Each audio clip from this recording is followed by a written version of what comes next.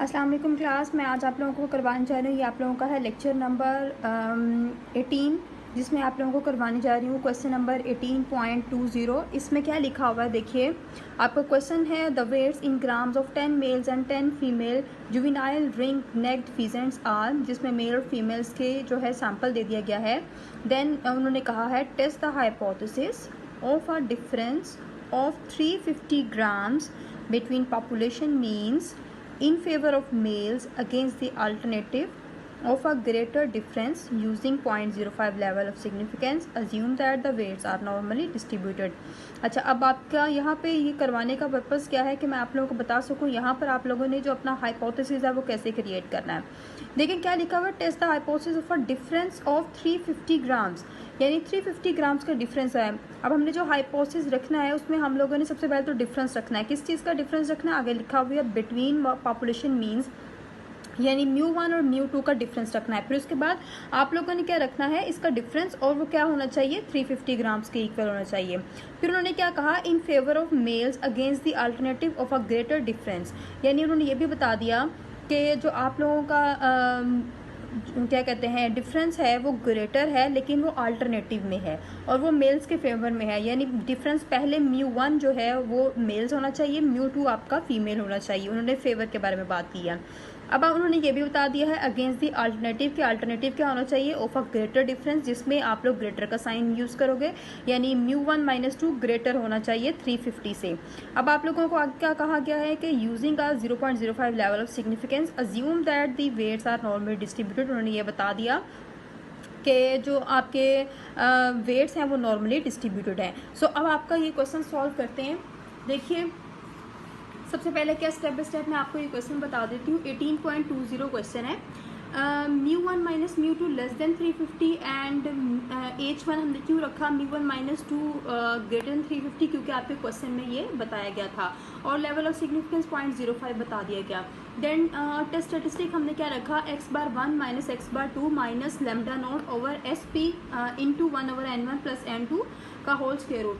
अच्छा, यहाँ पर लैम्डा नॉट मैंने वैल्यू रखी है क्योंकि यहाँ पर हमें डिफरेंस दिया गया है हाइपोथेसिस में, तो उसकी वैल्यू यहाँ पर पुट की जाएगी। अब हमें कैलकुलेशन में क्या क्या चाहिए, क्योंकि फॉर्मूले में हम लोगों ने क्या निकालना है, x⁻1 x⁻2 और पूल स्टैंडर्ड डेविएशन की वैल्यू हमें चाहिए। तो x⁻1 x⁻2 आप लोगों की इस तरह से आप लोगों ने निकाल लिया। कैसे निकाला, बाय डायरेक्ट यूजिंग कैलकुलेटर भी आप लोग निकाल सकते हो। क्लास में आप लोगों को ये भी आज बताना चाह रही थी कि आपके पास पेपर में टाइम कम है, आप लोग कॉलम्स वगैरह नहीं बना सकते हो, तो आप लोग क्या करोगे, ये देखो, होप्स आप लोगों को नज़र आ रहा होगा स्क्रीन पर। चलो ठीक है, अब क्या करोगे आप लोग, सिंपल, सबसे पहले सेटअप में जाओ, यहाँ पे 3 स्टैट में आओ। स्टैट में आने के बाद आप लोगों ने 2 का बटन प्रेस करना है, यानी a + bx। 2 प्रेस करोगे तो x और y के 2 कॉलम्स आपके पास आ जाएंगे। ठीक है, इसमें x की जगह पर आप लोग आपकी जो मेल की वैल्यूज़ दी गई है वो रख लो, y की जगह पे जो फीमेल की वैल्यूज़ दी गई हैं वो रख लो। अब मैंने पहले से एंटर किया हुआ डाटा मैं आपको दिखा देती हूँ। शिफ्ट प्रेस करके स्टैट पर गए आप लोग और ये 2 डाटा को मैंने प्रेस किया। सो आप लोगों का जो यहाँ पर डाटा है वो क्या होगा मैं आपको बता देती हूँ। जो आपकी बुक में है उसे आप लोग एंटर कर लें। तो नेक्स्ट आप लोगों ने एंटर करने के बाद आपका नेक्स्ट काम क्या होगा, चले मैं आपको एंटर करके बता देती हूँ कुछ वैल्यूज़, ताकि आप लोगों के लिए आसानी हो जाए। फॉर एग्ज़ाम्पल यहाँ पर मेरे पास वैल्यूज़ हैं x की,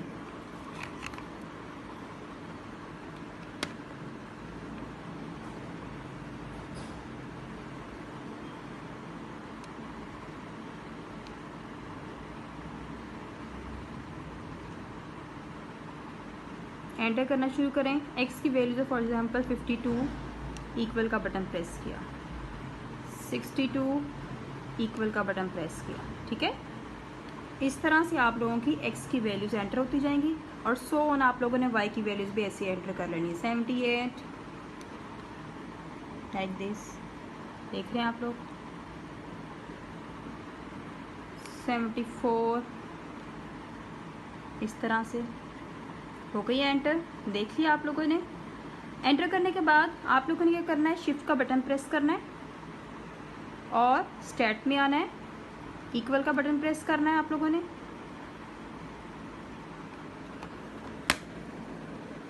एक्चुअली मैंने कैमरा होल्ड किया हुआ हाथ में, तो ये बार बार मुझे थोड़ा सा डिस्टर्ब कर रहा है। चल मैं फिर से करती हूँ। शिफ्ट का बटन प्रेस करें और स्टार्ट में आएँ।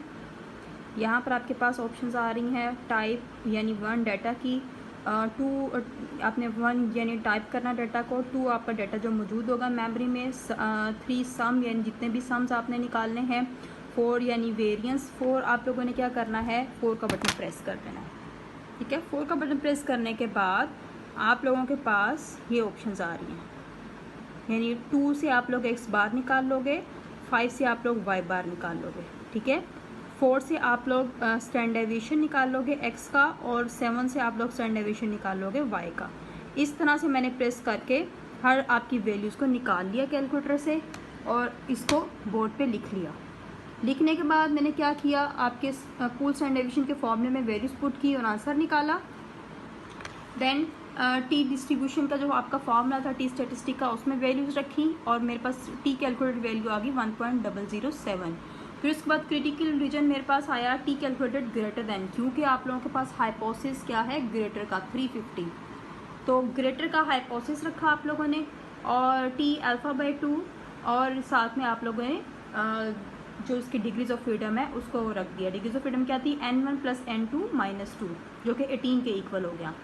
तो आपने टेबल से वैल्यू देखी 2.101 के इक्वल आई और टी कैलकुलेटेड 1.007 के इक्वल आई। अब आप देख लो टी कैलकुलेटेड ग्रेटर नहीं है 2.101 से, तो इसका मतलब क्या है कि आपकी जो कैलकुलेटेड वैल्यू है वो क्रिटिकल रीजन में लाई नहीं कर रही है। जब कैलकुलेटेड वैल्यू क्रिटिकल रीजन में लाई नहीं करती है तो आप क्या कंक्लूजन करते हो, आप हाइपोथेसिस को एक्सेप्ट कर लेते हो। सो मैंने यहाँ पर कंक्लूजन लिख दिया एक्सेप्ट एज। ठीक है, सो इस तरह से आप लोगों ने अपनी बुक के क्वेश्चंस को सॉल्व करना है। आते हैं नेक्स्ट क्वेश्चन की तरफ। ओके क्लास, हम लोगों ने जो प्रीवियस किया है आपके टॉपिक्स, उसमें testing hypothesis for difference between means था when the condition is fulfilled of equal variances. अब हम नेक्स्ट करने जा रहे हैं जिसमें हम लोगों ने टेस्टिंग हाइपोथेसिस करनी है about difference of means of 2 normal population when σ1 is not equals to σ2।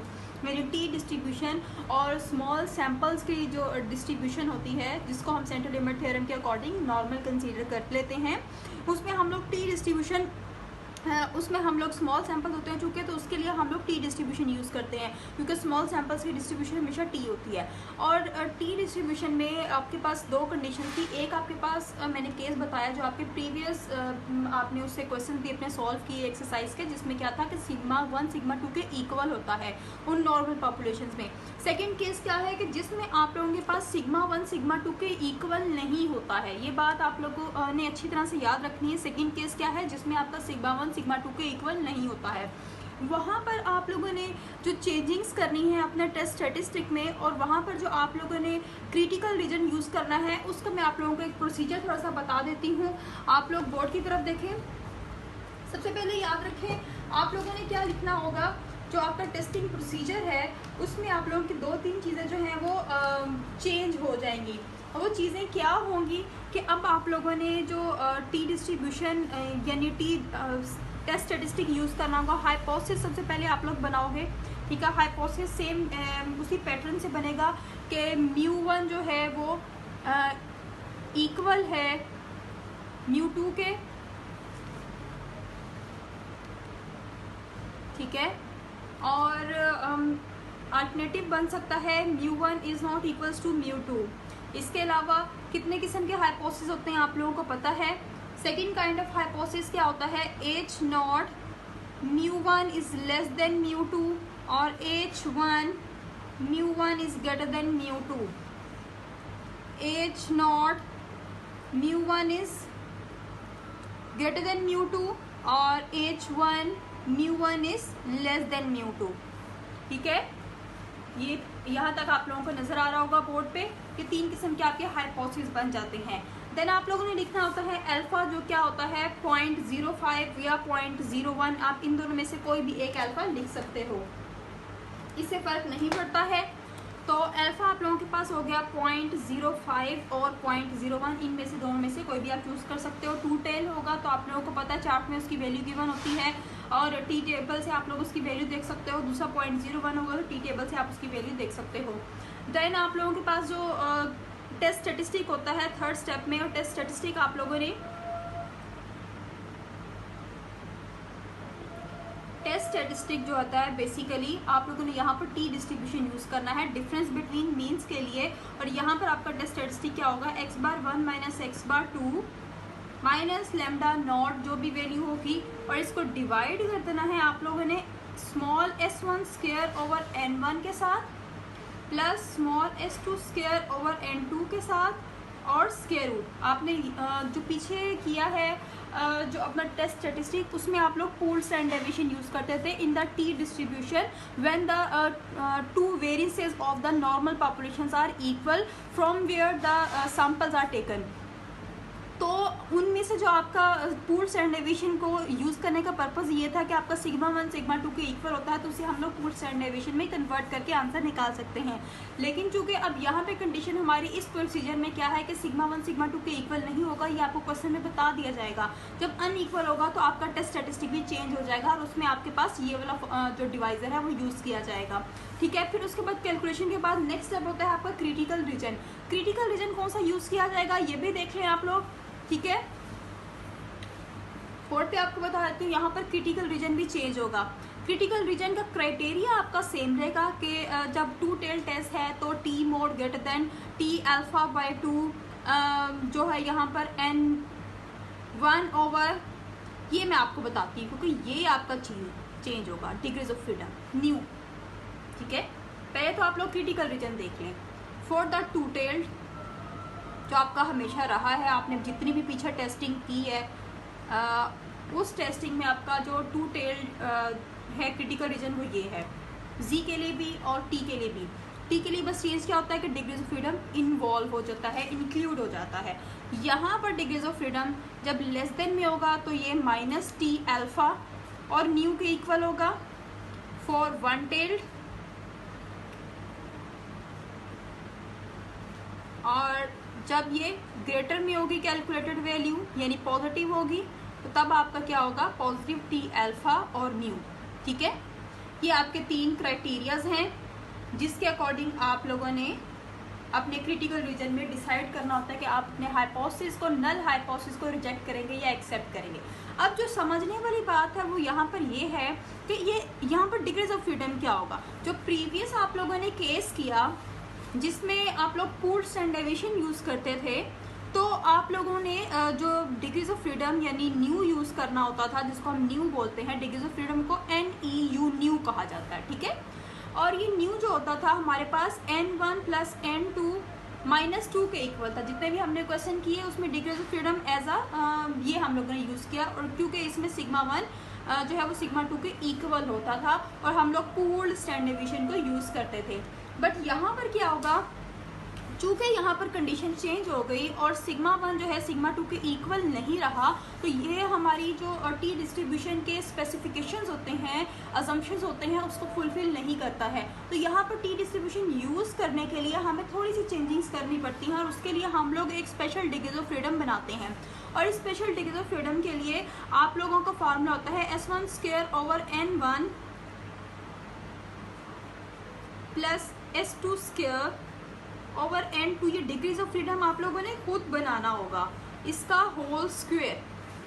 ठीक है, और इसको डिवाइड कर दोगे S1 स्क्वायर ओवर N1 के square over N1 minus 1 plus S2 square over N2 का whole square divide by N2 minus 1। ठीक है, तो ये आपका डिग्रीज ऑफ फ्रीडम हो गया न्यू। बेसिकली इस फॉर्मूला, ये जो आपका थोड़ा सा लेंथी फॉर्मूला होगा, लेकिन आप लोगों ने याद रखना है कि जब आपका सिग्मा 1 सिग्मा 2 के इक्वल नहीं होगा उस केस में टी डिस्ट्रीब्यूशन को यूज़ करने के लिए या टेबल वैल्यू देखने के लिए जो डिग्रीज ऑफ फ्रीडम रिक्वायर्ड होता है हमें, वो आप लोगों ने ऐसे बनाना है। और डिग्रीज ऑफ फ्रीडम का ये फार्मूला होगा S1 square over N1 plus S2 square over N2 का whole square in the numerator and in the denominator S1 square over N1 का सेपरेटली स्क्वायर न्यूमिनेटर में और इसका डिवाइजर हो जाएगा N1 minus one plus S2 square over N2 का whole square over N2 minus one. ये आपका degrees of freedom हो गया। तो आगे चलते हैं। जब आप लोगों ने ये काम अपना कर लिया, डिग्रीज ऑफ फ्रीडम निकाल लिया, फिर उसके बाद आप लोगों का वही काम होगा कि आप लोगों ने टेबल वैल्यू देखनी है टी डिस्ट्रीब्यूशन की और फिर टेबल वैल्यू का कैलकुलेटेड वैल्यू का कंपैरिजन करना है। अगर क्रिटिकल रीजन में लाइक कर जाती है तो नल हाइपोथेसिस को रिजेक्ट करते हैं। अगर आपकी जो ये वैल्यू है नल मतलब आपकी क्रिटिकल रीजन में लाइक नहीं करती है तो आप अपने हाइपोथेसिस को एक्सेप्ट कर सकते हैं। अब आते हैं एक क्वेश्चन सॉल्व करने की तरफ। आपकी एग्जांपल है, आप लोगों को नजर आ रही होगी आपकी बुक में, 258 पेज नंबर है, एग्जांपल नंबर है 18.7। It is written in the example, the statement is given two random samples of size n1 is equals to 7 and n2 is equals to 6 from two independent normal populations with x bar 1 is equals to 10.91, x bar 2 is equals to 4.60.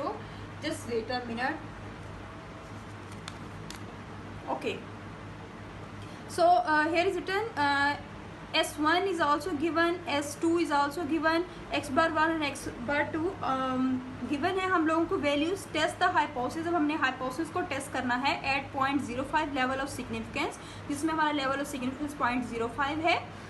That μ1 is equals to μ2 के आप लोगों ने difference between population means की testing करनी है against the alternative that μ1 is not equals to μ2। आपका alternative क्या होगा कि μ1 μ2 के इक्वल नहीं है।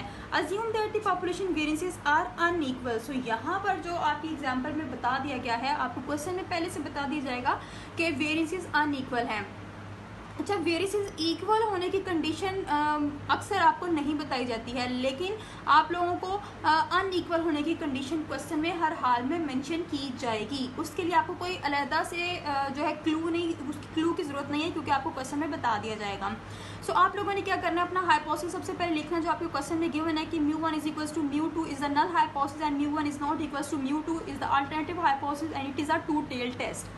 देन आप लोगों ने अपना टेस्ट स्टेटिस्टिक लिखना है, क्योंकि ये आपके पास क्या है, एक टू टेल टेस्ट है और अनइक्वल वेरिएंसेस के लिए स्मॉल सैंपल साइज का टेस्ट है डिफरेंस बिटवीन मीन्स का। तो डिफरेंस बिटवीन पॉपुलेशन मीन्स का फॉर अनइक्वल वेरिएंसेस के लिए हम टी डिस्ट्रीब्यूशन यूज करते हैं, जिसका फॉर्मूला होता है t is equals to x bar 1 minus x bar 2 over S1 square over N1 plus S2 square over N2 का होल स्क्वायर रूट। ठीक है, ये आप लोगों के पास क्या है, टी डिस्ट्रीब्यूशन। और इसमें जो आपका डिग्रीज ऑफ फ्रीडम है वो इसके इक्वल होता है S1 square over N1 plus S2 square over N2 का whole square divide by S1 square over N1 plus square over N1 minus 1 plus S2 square, ये जो भी आपको गिवन है सामने स्क्रीन पे। फिर उसके बाद हमारा काम क्या होगा कि हमने कैलकुलेटेड वैल्यू को निकालना होगा, जिसमें हमें पहले से बता दी गई है x बार 1 और x बार 2 की वैल्यू, S1 S2 की वैल्यू वो आप लोगों ने फार्मूले में पुट करनी है। डिग्रीज ऑफ फ्रीडम निकालना है, डिग्रीज ऑफ फ्रीडम की वैल्यू 8 आई है। अब टेबल में जाके आप लोग देखोगे 0.025 को 8 में जाके देखोगे, ठीक है, क्योंकि 0.05 था आप लोगों के पास और आप लोगों का 0.025 को आप लोगों ने देखना है टेबल में 8 के। तो ये 0.025 आपके कॉलम में गिवन है और 8 आपके पास ये है, दिस वन। तो ये हो गया 2.306 वैल्यू। 2.306 आपकी जो टेबल वैल्यू होगी और कैलकुलेटेड वैल्यू आपके पास क्या है 2.33। 2.33 ग्रेटर है 2.306 से, दैट इज के it is lie in the critical region. So आपकी कैलकुलेटेड वैल्यू क्रिटिकल रीजन में लाई करी है, it means we are going to reject the null hypothesis H naught. ठीक है, सो ये आप लोगों का सेकंड केस था जिसमें डिफरेंस बिटवीन मीन्स के लिए आपने टेस्टिंग करनी थी। और डिफरेंस बिटवीन मीन्स की टेस्टिंग के लिए आप लोगों का काम क्या था कि आप लोगों ने जो इसमें समझने वाली बात थी कि बस आपने यहाँ पर अपना क्रिटिकल रीजन बनाने के लिए डिग्रीज ऑफ फ्रीडम जनरेट करनी है और टेस्ट स्टेटिस्टिक का आपका डिफरेंट डिनोमिनेटर यूज होगा as a standard error of the estimate. तो आप लोगों को ये समझ आ गई होगी। अब इससे रिलेटेड हम एक्सरसाइज में क्वेश्चन को सॉल्व करते हैं।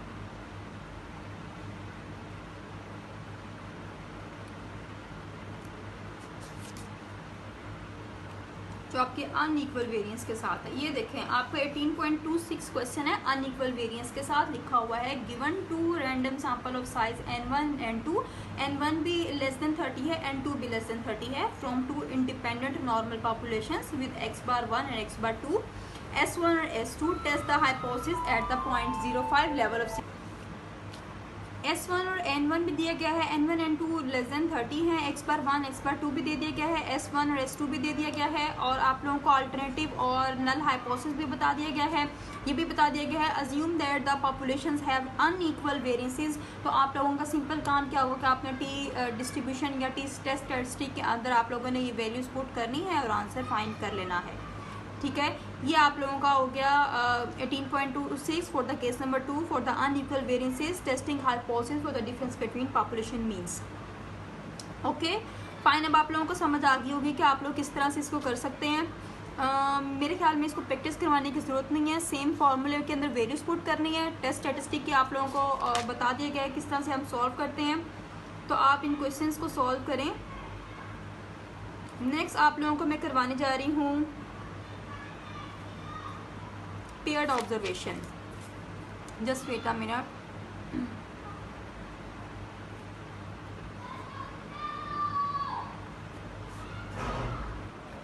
नेक्स्ट हमारा टॉपिक है testing hypothesis about two population means with paired observations. यानी अब हम लोगों ने पेयर्ड ऑब्जर्वेशन के लिए टेस्टिंग हाइपोथेसिस करनी है। सबसे पहले तो ये कॉन्सेप्ट आप समझ लें, पेयर्ड ऑब्जर्वेशन होता क्या है। इन टेस्टिंग हाइपोथेसिस, जो हाइपोथेसिस की हम टेस्टिंग करते हैं अबाउट टू मीन्स, जिसमें टू मीन्स की टेस्टिंग होती है, which have used samples are not independent, we have use independent sample, जिसमें हम सैम्पल जो है इंडिपेंडेंट यूज़ करते हैं। मीन्स हमारे जो पॉपुलेशंस होती हैं उनमें से हम जो सैम्पल सिलेक्ट करते हैं, एक सैम्पल का दूसरे सैम्पल पे कोई इफेक्ट नहीं होता है, तो उनको हम इंडिपेंडेंट सैम्पल कहते हैं। But they are many situations, यहाँ पर बहुत सारी ऐसी सिचुएशंस होती हैं we have use samples are not independent, जो हम सैम्पल इस्तेमाल करते हैं वो इंडिपेंडेंट नहीं होते हैं। मीन्स आपको मैं एक एग्जांपल देती हूँ कि हम लोग टेस्टिंग कर रहे हैं ब्लड शुगर के पेशेंट्स की, तो हमने शुगर के पेशेंट्स की एक जो है 10 डेज़ के जो पेशेंट्स थे उनका हम लोगों ने ब्लड सैंपल लिया कि उनकी शुगर जो है वो कैसी है। फिर उसके बाद हम लोगों ने उनको मेडिसिन दी और मेडिसिन यूज़ करने के बाद उनके जो है दोबारा से उनके ब्लड सैंपल लिए गए। सो पहला सैंपल जो है पेशेंट्स का और दूसरा सैंपल आपके पहले सैंपल के ऊपर डिपेंड करता है। तो इस तरह के समटाइम्स हमारे पास सिचुएशंस होते हैं जिसमें हम जो सैंपल्स लेते हैं वो इंडिपेंडेंट नहीं होते हैं, तो वो वहाँ पर हम लोग क्या यूज़ करते हैं, टेस्टिंग करते हैं हाइपोथेसिस की टू मीन्स के लिए, जहाँ पर पेयर्ड ऑब्जर्वेशन, इनको पेयर्ड ऑब्जर्वेशन कहा जाता है। तो इनको कहते हैं this happens when the observations are found of pairs as the two observations of a pair are related to each other. यानी इस तरह से हम लोग कहते हैं कि जो हम लोगों ने सैंपल्स लिए वो एक पेयर हैं और इनको जो है पेयर्ड ऑब्जर्वेशंस भी कहा जाता है। पेयरिंग अकर्स आइदर नेचुरली और बाय डिज़ाइन। समटाइम्स पेयरिंग जो होती है वो नेचुरली भी अकर कर रही होती है और समटाइम्स हम लोग खुद से डिज़ाइन कर लेते हैं। जैसे मैंने कहा कि ब्लड शुगर के पेशेंट्स की जो टेस्टिंग हम लोग कर रहे थे उनके मीन्स की, तो जो हम लोगों ने सैंपल लिए उसके लिए हमें पता था कि जो मेडिसिन इफेक्ट करती है ये नहीं करती है। पहला जो सैंपल लिया, दूसरा सैंपल बिफोर और आफ्टर की जो हम लोगों ने सैम्पलिंग की, वो जो है पेशेंट्स की सैम्पलिंग बेसिकली क्या थी, पेयर्ड ऑब्जर्वेशन और बाय डिज़ाइन थी। तो natural pairing occurs whenever measurements is taken on the same unit और individual at two different times. यानी हम लोग एक ही सेम यूनिट और सेम जो है आप लोगों की जो होती है इंडिविजुअल से हम लोग जब, जैसे जो पहला आपके पेशेंट्स थे उन्हीं का हमने दोबारा ब्लड टेस्ट किया ना, तो सेम यूनिट्स जो होते हैं उनकी हम लोग जब मेजरमेंट कर रहे होते हैं तो वो क्या हो जाती है, आपके पास पेयरिंग, नेचुरली पेयरिंग हो जाती है। For example suppose 10 young recruits are given a strenuous physical training programme by the army. अब जो है आर्मी की तरफ से जो फिजिकल ट्रेनिंग प्रोग्राम दिया गया 10 यंग लोगों को, their weights are recorded before they began and after they complete the training. उनके वेट जो हैं वो रिकॉर्ड किए गए जब उनको पहले फिजिकल ट्रेनिंग उनकी पहले दी गई और फिर उसके बाद में जो है उनके वेट किए गए जब उनकी फिजिकल ट्रेनिंग कंप्लीट हो चुकी थी। The two observation obtain from each recruit. अब जो ऑब्जर्वेशन है हर यूनिट, हर रिक्रूट से, हर पर्सन से 2 दफ़ा लिए गए, ठीक है। और नेक्स्ट उन्होंने कहा कि okay, the before and after measurements constitute natural pairing. अब जो बिफोर और आफ्टर की जो मेजरमेंट ले ली गई है तो हमारे पास सैम्पल ही, लेकिन वो नेचुरल क्या है, वो पेयरिंग है। Observations are also paired to eliminate affects in which there is no interest. Sometime जो होता है ऑब्जर्वेशन हम लोग पेयर कर देते हैं कि हम लोग इस डिफरेंस के जो इफेक्ट है उसको एलिमिनेट कर सकें। For example suppose we wish to test which of the two types A और B of fertiliser is the better. हम लोग चेक करना चाह रहे हैं फर्टिलाइजर ए या फर्टिलाइजर बी बेटर है, तो उनकी बेटरमेंट चेक करने के लिए हम लोग करेंगे the two types of fertilisers are applied to a number of plots. हम लोग क्या किया, दोनों टाइप के फर्टिलाइजर को नंबर ऑफ प्लॉट्स पे अप्लाई किया and the results are noted, और उनके रिजल्ट्स को नोट कर लिया। Assuming that the two types are found significantly different. आप क्या अज्यूम कर रहे हैं कि दोनों टाइप जो है वो डिफरेंट सिग्निफिकेंटली डिफरेंट फाइंड हो रही है, यानी एक फर्टिलाइजर का इफेक्ट डिफरेंट है दूसरे फर्टिलाइजर के इफेक्ट से। देन क्या कह रहे हैं, we may find that part of the difference may be due to the difference between the fertilizers can be found only when the plots are paired according to the same types of soil or same weather conditions. हो सकता है कि जब हम लोग इनकी pairing करके इनकी टेस्टिंग करते हैं कि that there is no difference, fertiliser A का फर्टिलाइजर बी से कोई डिफरेंस नहीं है, तो उनके रिजल्ट सेम आ जाए। वो कब मुमकिन है कि जब हम फर्टिलाइजर ए और फर्टिलाइजर बी को सेम सॉइल के ऊपर अप्लाई करें, यानी एक ही जगह पर और एक ही कंडीशन में अप्लाई करें, तो हो सकता है उनके रिजल्ट सेम हो, that there is no difference between the fertiliser A और fertiliser B. So we eliminate the undesirable sources of variation to take the observations in pairs। हम लोग क्या करते हैं, अनडिज़ायरेबल जो वेरिएशन होती है उसको एलिमिनेट कर देते हैं ऑब्जर्वेशंस को पेयर में करके। This is a pairing by design, और ये आपके पास क्या है, पेयरिंग बाय डिज़ाइन है। When the observations from two samples are paired either naturally or by design, we find the difference between two observation of each pair, treating the differences as a random sample from a normal population with mean mu d and unknown standard deviation sigma d. We perform a one sample t-test on them. This is called a paired difference t-test and a paired testing. So आप लोग याद रखें, जब हमारे पास sample n1 और n2 कम होते हैं, less than 30 होते हैं, और हम लोगों ने डिफरेंस बिटवीन पॉपुलेशन मीन की टेस्टिंग करनी होती है, बट क्या होता है कि हमारे पास सैम्पल 1 और सैम्पल 2 डिपेंडेंट होते हैं, पेयर्ड ऑब्जर्वेशन होती हैं आइदर बाय नेचुरली और बाय डिज़ाइन, तो हम लोग वहाँ पर जो टेस्टिंग करते हैं उसको पेयर्ड टेस्टिंग कहा जाता है। पेयर्ड टेस्टिंग जो होती है एक तरह की वन सैम्पल टी टेस्ट हो जाता है, और उसमें आपके पास टी टेस्ट का जो फॉर्मूला होता है वो ये होता है d bar over SD over √n। D bar आपके पास उन जो दोनों सैम्पल्स के डिफरेंसेस होते हैं उनका मीन, और उन दोनों सैम्पल्स के डिफरेंसेस का जो स्टैंडर्ड डेविएशन है उसको ST कहा जाता है। तो ये आप लोगों के पास क्या है, एक वन सैम्पल टी टेस्ट बन जाएगा फॉर द पेयर्ड ऑब्जर्वेशन। अब पेयर्ड ऑब्जर्वेशन के लिए हम एक क्वेश्चन सॉल्व कर लेते हैं। एग्जाम्पल 18.8 है आपके पास। 10 young recruits were put through a strenuous physical training program by the army। यहाँ पे बताया गया है कि 10 लोगों के जो है वो आर्मी की तरफ से ट्रेनिंग हुई। Their weights were recorded before and after the training with the following results। उनके weights जो हैं before ट्रेनिंग नोट किए गए और फिर उनके weights आफ्टर ट्रेनिंग नोट किए गए। Using alpha 0.05, would you say that the program affects the average weight of recruits? आप लोग कह सकते हैं कि जो प्रोग्राम है वो इफेक्ट करता है एवरेजली जो वेट होते हैं रिक्रिएट्स के। Assume the distribution of weights before and after to be approximately normal. और हम लोग जो है इनके डिफरेंस का जो है वो चेक करने जा रहे हैं, टेस्टिंग करने जा रहे हैं, और इसके अलावा हम लोगों ने ये भी अज्यूम करना है कि जो बिफोर वेट्स हैं और आफ्टर वेट्स हैं वो क्या हैं, अप्रॉक्सीमेटली नॉर्मल है। अब क्या है, हम लोगों ने यहाँ पर जो बनाना होगा हाइपोथेसिस मैं आप लोगों को सेपरेटली बताती हूँ बोर्ड पे, ताकि आप लोगों को याद रहे। जब पेयर्ड ऑब्जर्वेशन होती है बिफोर और आफ्टर की, तो हमारा जो हाइपोथेसिस होता है वो हमेशा बनता है म्यू डी के साथ, ठीक है। Mu D is some specified value, आप लोग म्यू नॉट इसको कह दो, और H1 mu D is not equals to mu naught. और एक तरह का आपका सेम जो हम लोग हाइपोथेसिस बनाते हैं, एक mu D is greater than mu naught, mu D is less than mu naught, इसी तरह mu D is less than mu naught और mu D is greater than mu naught. ठीक है, ये 3 तरह के आपके हाइपोथेसिस हो गए। जब 3 तरह के हाइपोथेसिस हो गए, अब आप लोगों का काम क्या होगा, यहाँ पर आपने याद रखना है पेयर्ड ऑब्जर्वेशन में आपने म्यू डी ही यूज़ करना है, ठीक है। यानी डिफरेंस जो आप लोगों के बिफोर आफ्टर के निकाले जाते हैं वैल्यूज़ के, उनको डी से शो किया जाता है और उसकी एवरेज को म्यू डी कहा जाता है।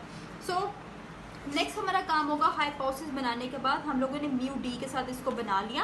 हाइपोथेसिस बनाने के बाद नेक्स्ट काम होगा अपना टेस्ट स्टैटिस्टिक लिखना, और टेस्ट स्टैटिस्टिक यहाँ पर क्या है हमारे पास, T is equal to D bar over S T over under root N. ये हमारे पास हाइपोथेसिस यहाँ पर टेस्ट स्टैटिस्टिक है, जिसका डिग्रीज ऑफ फ्रीडम है। डिग्रीज ऑफ फ्रीडम याद रखें क्लास, आप लोगों को मैं ये चीज़ बता देती हूँ, n-1 के इक्वल होगा। यहाँ पर जो टी डिस्ट्रीब्यूशन का आपका डिग्रीज ऑफ फ्रीडम है, जिसे आपने टेबल वैल्यू देखनी है, वो n-1 होगा पेयर्ड ऑब्जर्वेशन के लिए। सो ये आप लोगों का डिग्रीज ऑफ फ्रीडम हो गया। अब आप लोगों ने जो है रिक्रेट्स लिखे, फिर आप लोगों ने लिखना होता है बिफोर के रिजल्ट्स और आफ्टर के रिजल्ट्स लिखने होते हैं। फिर नेक्स्ट काम हमारा क्या होता है कैलकुलेशन में, क्योंकि हम यहाँ पर म्यू डी की टेस्टिंग कर रहे हैं, तो हमने एक डी वेरिएबल बनाना होता है। डी वेरिएबल बेसिकली क्या होता है, बिफोर आफ्टर ऑब्जर्वेशन के डिफरेंसेज होते हैं, यानी उनको माइनस करना है। अब पहली ऑब्जर्वेशन 125 है, आप देख रहे हो, ठीक है। तो 125 में से 136 को सब्ट्रैक्ट करेंगे तो हमारे पास आंसर आ गया 11। देन 195 में से 201 को सब्ट्रैक्ट करेंगे तो आंसर आ गया 6। देन 171 में से 184 को सब्ट्रैक्ट करेंगे, आंसर आ गया 3 एंड सो। और इस तरह से हमने सारे डिफरेंसेस निकालने के बाद इनका सम ले लेना है और इनका मीन निकालना है समेशन डी ओवर एन करके।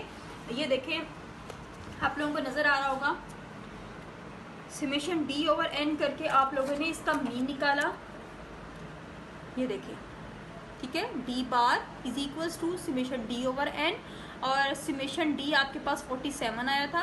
समेशन डी ओवर एन किया, एन हमारे पास यानी 10 ऑब्जर्वेशन थी, तो 47 ओवर 10 यानी 4.7। और अब हम लोगों ने जो निकालना है आपका स्टैंडर्ड डेविएशन, वो क्या है, एस डी स्केयर, उसको लिखना है, यानी वेरिएंस आपका इन डिफरेंसेस का। अब ये डी वेरिएबल जो है आप लोगों के पास, जो आप लोगों ने निकाला, इन दोनों ऑब्जर्वेशन जो सैंपल गिवन थे उनके डिफरेंसेस, जो हमारे पास डी वेरिएबल है उसका स्केयर ले लिया। फॉर्मूले में वैल्यूज पुट की, summation D square minus summation D का होल स्केयर और एन और डिवाइडेड बाय n-1। तो आप लोगों ने एस डी स्केयर निकाला, एस डी का आंसर आ गया स्क्वायर रूट लेने के बाद 7.09। फिर टी डिस्ट्रीब्यूशन जो आपकी टी टेस्ट स्टैटिस्टिक है उसमें आंसर लिखा D bar over S T over under root N. आप लोगों ने वैल्यूज लिखने के बाद टी कैलकुलेटेड वैल्यू 2.09 निकाल ली। अब नेक्स्ट हमारा काम क्या था कि हम लोगों ने क्रिटिकल रीजन निकालना होता है। क्रिटिकल रीजन यहाँ पर गिवन है, ये देखें क्रिटिकल रीजन क्या है, T mod greater than equals to T 0.025 और 9। आपका चूंकि 10 वैल्यूज थी तो 10-1 किया तो 9 आ गया। अब आपने 0.025 के कॉलम में 9 में जाना है, आपके पास टेबल वैल्यू 2.262 आ जाएगी। कैलकुलेटेड वैल्यू आपके पास आ गई 2.09 और टेबल वैल्यू आप लोगों के पास आ गई 2.262।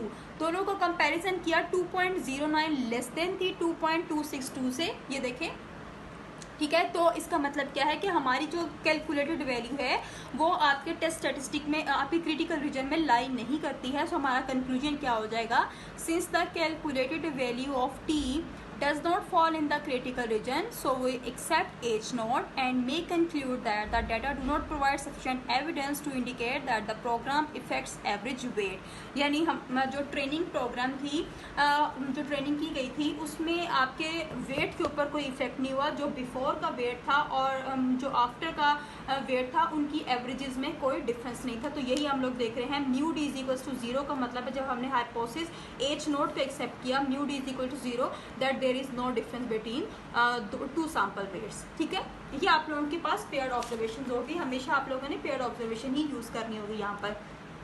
नेक्स्ट आप लोगों की एग्जाम्पल नंबर 18.9 है और 18.10 है। ये आप लोगों ने इसी तरह से प्रैक्टिस करनी है, आप लोगों को समझ आ जाएगी और मेरे ख्याल में मज़ीद इसको एक्सप्लेन करने की ज़रूरत नहीं है। आपकी एक्सरसाइज से भी प्रैक्टिस करें इन सारे क्वेश्चंस को और इससे भी आप लोग प्रैक्टिस कर सकते हो। आप लोगों के लिए बहुत आसान हो जाएगा इस जो है पेयर्ड ऑब्जर्वेशन को करने के लिए। ये देखें यहाँ तक आपका एंड हो रहा है। एक्सरसाइज में भी आपके मिनिमम 1 या 2 क्वेश्चंस है, तो यहाँ पे आपकी टी टेस्टिंग और जी टेस्टिंग आज कंप्लीट हो गई। नेक्स्ट आपके जो लेक्चर होंगे इंशाल्लाह, जो आपके लेक्चर्स हैं उसमें मैं आपको एफ टेस्ट भी करवाऊंगी, एफ डिस्ट्रीब्यूशन भी आपको करवाऊंगी ताकि आपकी इन्फ्रेंशियल स्टैट्स के तमाम टेस्टिंग जो है वो कंप्लीट हो जाए। फिर मिलते हैं नेक्स्ट लेक्चर में। टिल देन अल्लाह हाफिज़, दुआओं में याद रखें।